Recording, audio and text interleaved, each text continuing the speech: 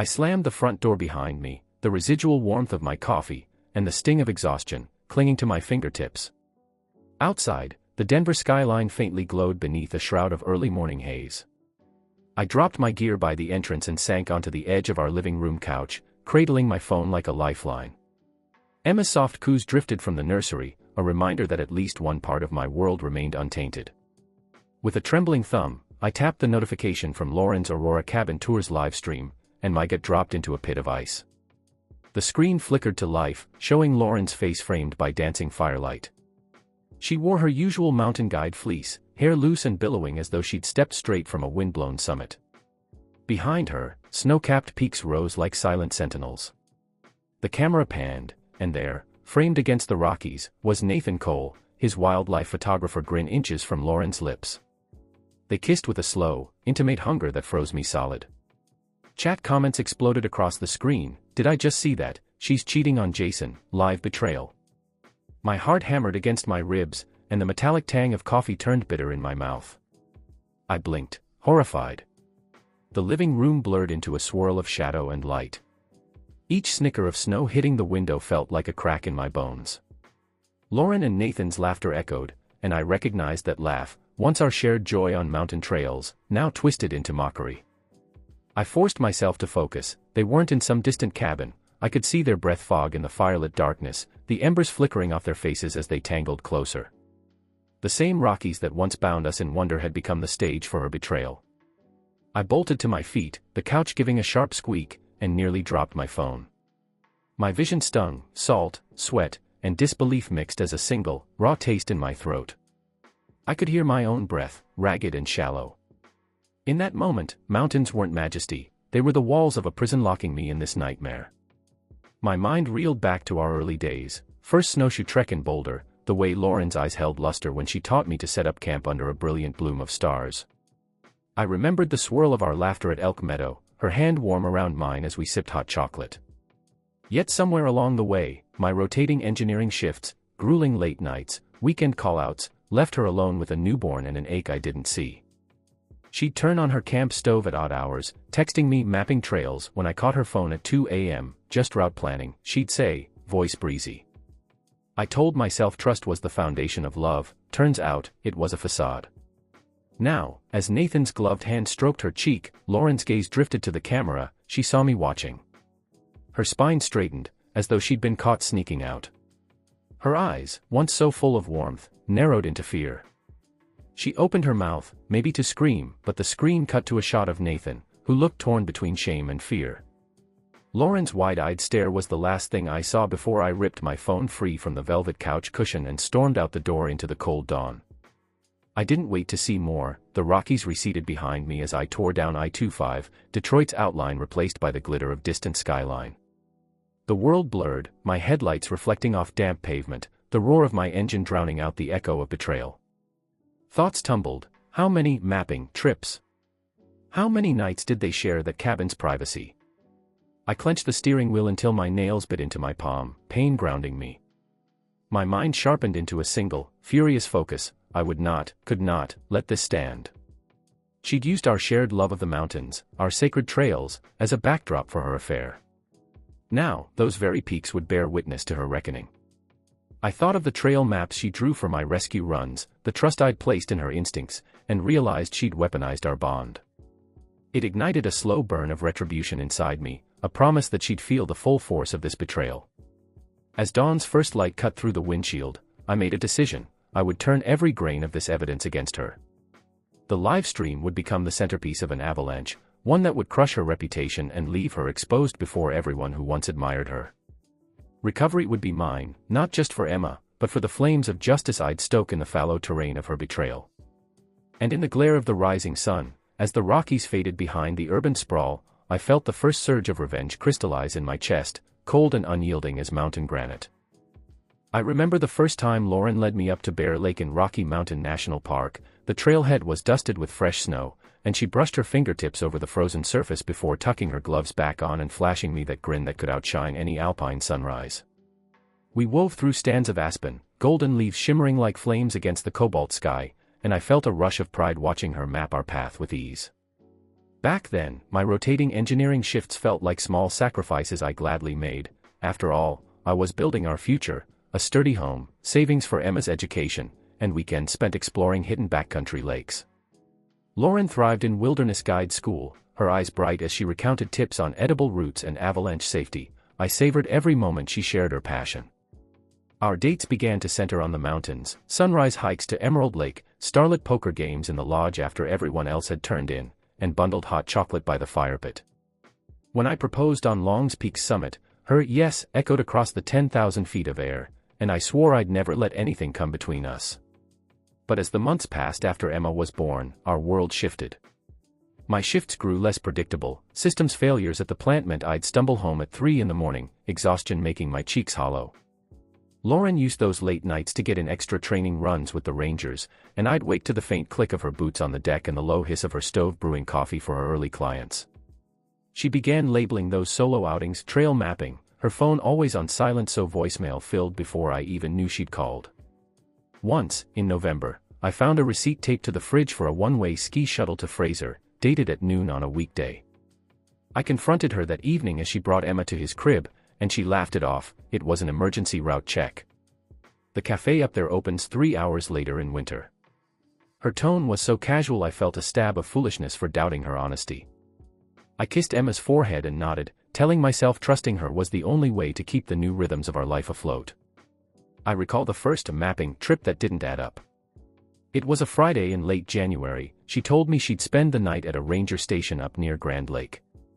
But the next morning, snow had fallen too heavily for the oversnow vehicle she claimed to be using.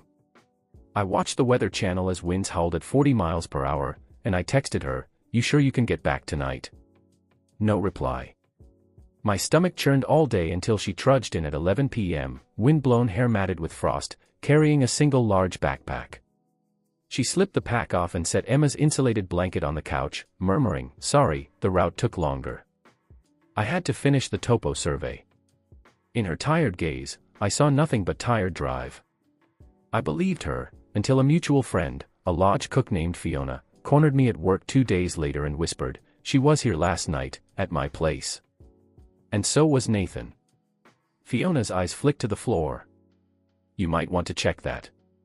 I told myself Fiona was mistaken, or maybe protective of her reputation. After all, she'd been fiercely loyal to Lauren. But the thought gnawed at me as I made burritos for Emma and packable lunch for myself. I replayed their last summit post, even the way Lauren's jacket had fit Nathan's shoulders when they snapped that selfie at Dream Lake. It hadn't registered then, but when I compared the photo to the cabin livestream, their posture felt too intimate for mere friends. The memory stung as I traced the frost patterns on our window, reminding me of the cabin's snowy ledge where they'd kissed. Around the same time, I noticed a string of emergency outdoor supplies, charges on our joint account, extra propane tanks, avalanche beacons, a pair of snowshoes. But these purchases were dated for Mondays or Tuesdays, days I was stranded at work late and she was supposed to be at home with Emma. When I asked, she brushed it off. I was doing gear maintenance. Those supplies were on sale. She flashed that serene smile, sunlight filtering through her sandy hair, and I swallowed my suspicion, unwilling to believe she'd trade our shared dreams for a clandestine affair. Still, my unease grew. I heard whispers at the firehouse, other firefighters who'd seen Lauren and Nathan emerge from a ranger summit with matching backpacks, laughing like they owned the trails. One night, standing in the station kitchen, I overheard a colleague say, "Pretty sure Nathan's cabin up near Red Mountain Pass has a hot tub. Wouldn't they rather ski than map trails?" I forced a laugh and changed the subject, but every detail settled in my gut like stones. At home, Sarah's absence took a toll on Emma. I'd returned from a midnight call to find the baby's bottles uneaten, her cheeks flushed, and Lauren's bed empty. I'd cradle Emma in the nursery, rocking her to a lullaby I'd frantically replayed in my mind, my thoughts tangled between work and worry. Some mornings, I'd find her phone in the living room, battery dead, and the trail mapping app still open. And although I prided myself on keeping calm under pressure, either at 9,000 feet or under the hiss of the firehouse hose, my blood would run cold when I saw a message preview saying, "Need to test the drone near the next ridge." Lauren's drones were supposed to scan wildlife, not pick up extra mapping data. Each time I questioned her, she spun a new tale of research. "I'm gathering elevation data for my next group tour. she'd say, voice soothing. And for a moment, I believe her, recalling how the Rockies were her home, how her passion for guiding had once united us. I'd remind myself that love meant trust, that our devotion to Emma and those summits transcended every doubt. But beneath that, the seeds of betrayal dug deeper roots, twisting through every mountain memory and turning our shared sanctuary into a minefield of suspicion. The final straw came the night I caught Lauren's phone on the kitchen island, unlocked by the dark glow of the stove light. A message popped up, "Finish the route with me tonight. Nathan." I stared at the screen, breath catching in my chest. Her lie had fallen away like ash in my palm. The Rockies that once symbolized our bond had become the backdrop for her duplicity. And in that moment, I realized I needed more than whispered doubts, I needed irrefutable proof. For Emma's sake, for my own, I resolved to gather every scrap of evidence before confronting the woman I thought I knew. The mountains might hide shadows, but I would chase every one of them down. I woke before dawn, haunted by the image of Lauren and Nathan's hands brushing over that Highland Park cafe table, and when I walked back into our Echo Park loft, Emma's soft coos greeted me from the nursery. I scooped her into my arms, calming her with gentle bounces as a fierce protectiveness coiled in my chest. I knew I had to respond strategically, to shield Emma's future and confront Lauren with irrefutable proof. Settling her into her bouncy seat, I closed the nursery door and found our kitchen counter littered with last night's takeout containers and Lauren's abandoned coffee mug. I wiped away crumbs, cleared the clutter, and set down a clean notebook. First, I had to gather every piece of physical evidence. I retrieved 2 lipstick-stained coffee lids from a small Ziploc bag in the freezer, the lids I had fished from the trash behind Highland Park Cafe, and labeled them, Exhibit A, Coffee Lids, 1/17 and 1/22. Next, I powered up Lauren's unlocked smartphone, her fingerprint still recognized me, and tapped into her iMessage history. I searched for Nathan and let each message sting, "Want to hike that ridge tonight? N, your fleece looks great on me, miss you." I screenshot every late-night exchange, saving those images to a password-protected folder on my laptop.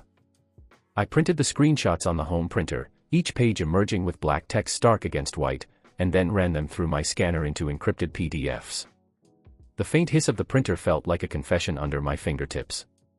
Now I had Exhibit B, iMessage screenshots. Then I logged into our joint bank account, scanning statements for irregular charges. Sure enough, multiple late-night transactions at Highland Park Cafe, time-stamped at 10:45 p.m., 11:05 p.m., and 11:30 p.m., betrayed her claim of being home.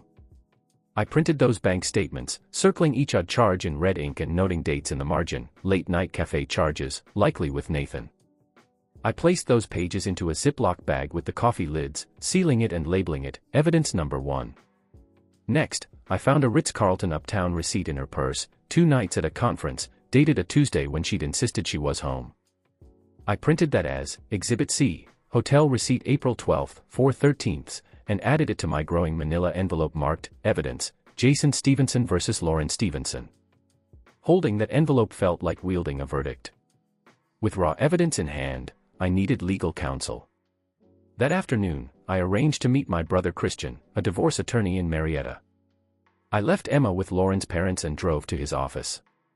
Inside, the rich scent of polished wood and leather-bound law books greeted me as Christian poured 2 cups of decaf coffee.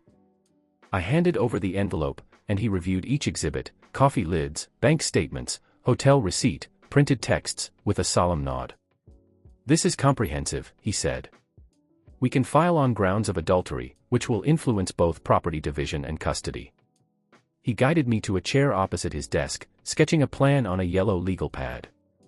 "First, we file a petition for divorce and a motion for temporary orders. You'll need primary physical custody of Emma to keep her safe. Next, open a separate trust account solely for Emma's expenses, daycare, medical bills, and living costs, so Lauren can't access those funds." Christian slid a business card across the desk for Dr. Laura Mendel, a child counselor specializing in family crises. "Lauren and Emma will need support, and so will you," he said. I tucked the card into my wallet, grateful for the recommendation. On my way home, I stopped at Wells Fargo and opened a sole owner checking account under the name, Emma L. Stevenson Trust. The lower-lit lobby echoed with my footsteps as I provided my ID and transferred half our savings into this new account. The teller handed me a leather checkbook engraved, E.L. Stevenson Trust, and I set up automatic transfers from my next engineering paycheck. The receipt, labeled, Trust Account Setup, May 15th, joined my evidence binder as Exhibit D. Back home that evening, after Emma's dinner, tiny pasta spirals mixed with pureed veggies, I prepared for our first therapy session. On the coffee table sat Dr. Mendel's brochure and my printed custody proposal, each document a step toward rebuilding. I cradled Emma in the living room, brushing a strand of hair behind her ear as I whispered, "Daddy's fighting for you." Then I opened a blank document on my laptop and drafted a detailed custody plan: primary physical custody to Jason Stevenson in the Echo Park loft, supervised visits for Lauren at her parents' home for the first 90 days, transitioning to unsupervised weekend visits if no further misconduct is evident, joint decision-making on healthcare and education, with final authority to Jason if disputes arise, daily video calls initiated by Lauren, bi-weekly counseling sessions with Dr. Mendel for at least 6 months. I signed and dated the document, Jason Stevenson, May 16, 2023, knowing it would be filed with the court as Exhibit E. On Monday, I returned to Christian's office with Emma strapped to my chest. He reviewed my evidence binder and custody plan, nodding in approval before drafting the divorce petition. Each form, Cuz No.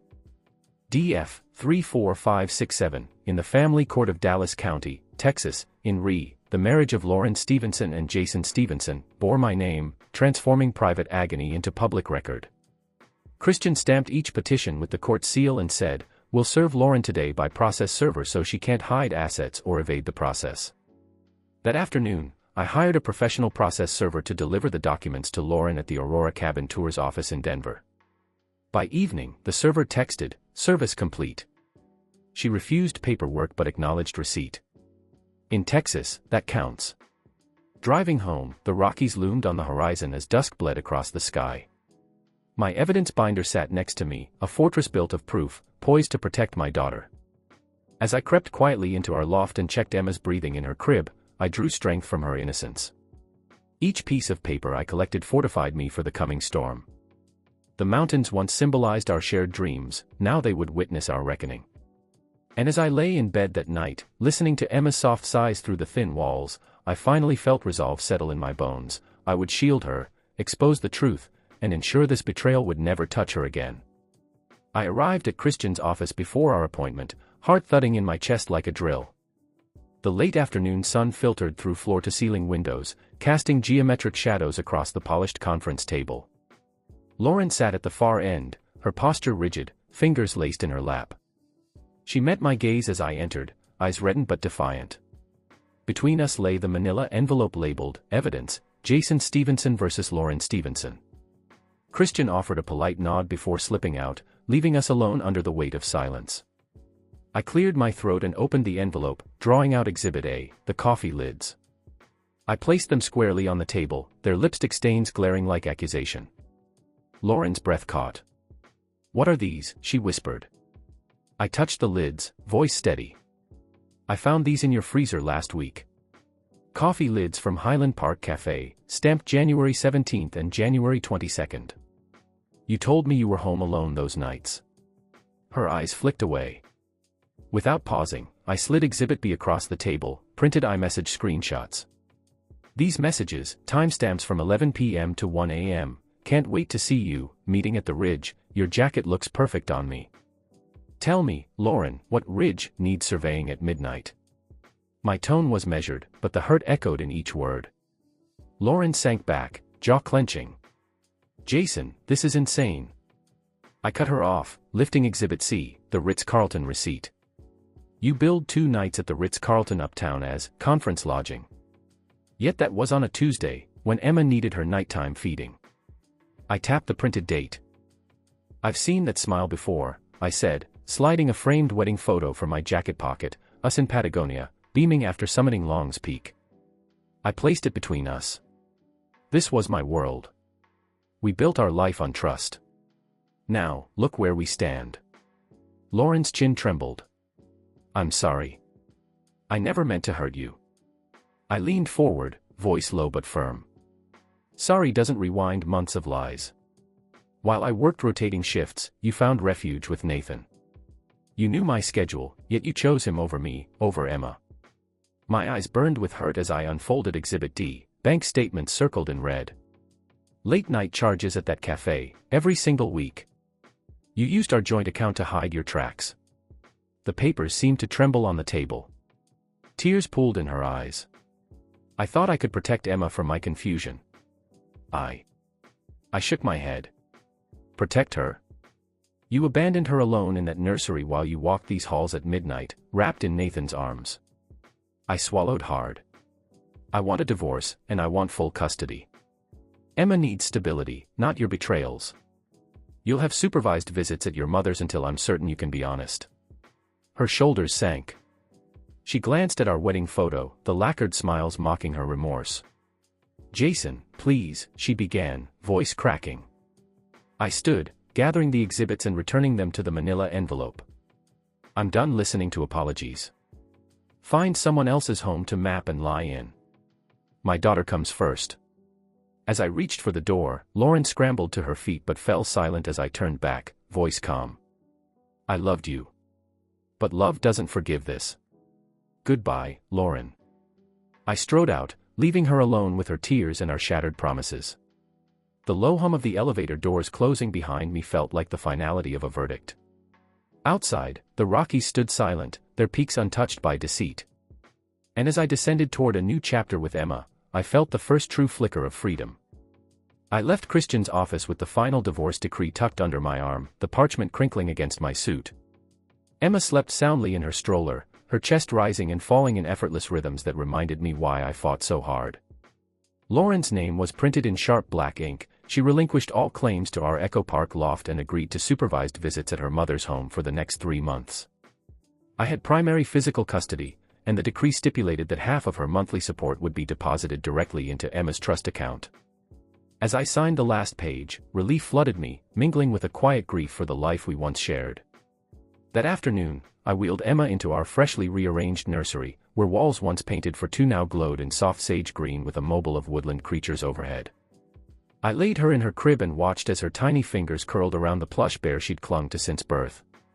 Her eyelashes fluttered shut, and I pressed a kiss to her forehead.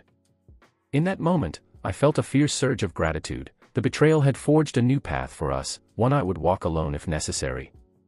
Over the next few weeks, our routine settled into a comforting rhythm. Mornings began with oatmeal and blueberries, a treat Emma loved, followed by a brisk walk to the neighborhood playground. I found solace in simple things, the snap of the cold air on my face, Emma's unbridled laughter as she chased pigeons, and the steady clank of my truck leaving for the firehouse. On shift, I threw myself into my work with renewed focus, each rescue call a reminder that some things, like saving lives, were far more important than personal pain. In the evenings, I met with Dr. Mendel, who helped me untangle my guilt over Emma's fractured family. She listened without judgment as I admitted how close I'd come to despair. Through our sessions, I learned to share my vulnerabilities with trusted friends, Javier, my firehouse brother, and Christian, who slipped me a cold beer on nights I felt especially raw. We started informal poker nights in the station lounge, cracking jokes between hands and reminding each other that camaraderie could mend even the deepest wounds. On weekends, I introduced Emma to my long-forgotten love of backpacking.